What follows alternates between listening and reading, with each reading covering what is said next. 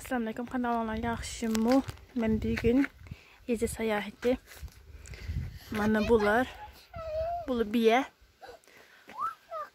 Sadəcə, yəni sağa salam buldu, sağırıb boğandan keyin şunu da mən sizlərə biyə murabbası qilish, üzümün usulü yəni. Şunu göstərib verməkdir inşallah. Mən adətdə şu biyə bir nərslərlə məni yezidin. Şundaq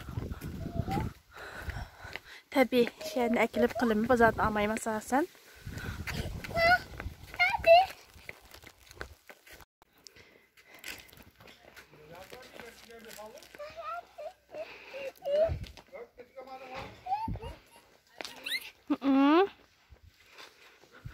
Hayır ya.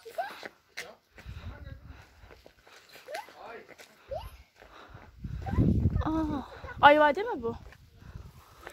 Ama ondan Evet ya.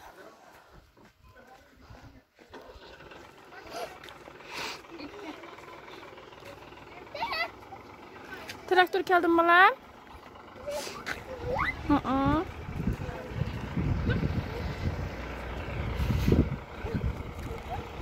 Bu kara üzüm.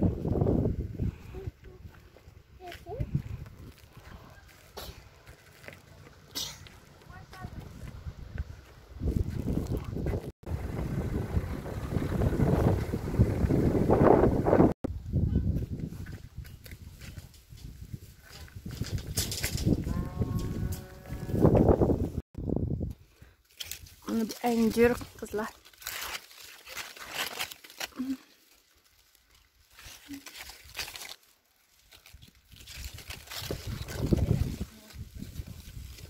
Bunu bir hoştup bakayım.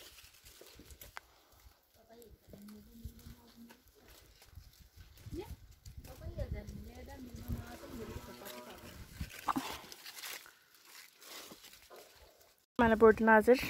Ben inciriyle bastım ben. Buymuş zaten. Böyle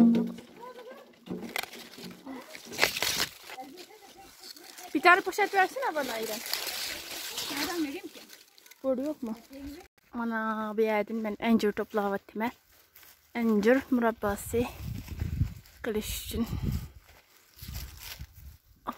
Bu daha pişmiş değil mi?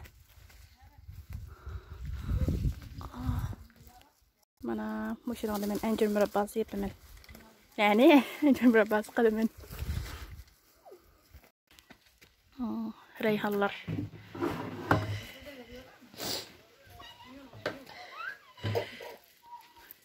Bunlardan tohumlar çıkıyor. Bu tohumlar ekilir değil mi? Bu olmuş içindeki uruğudun.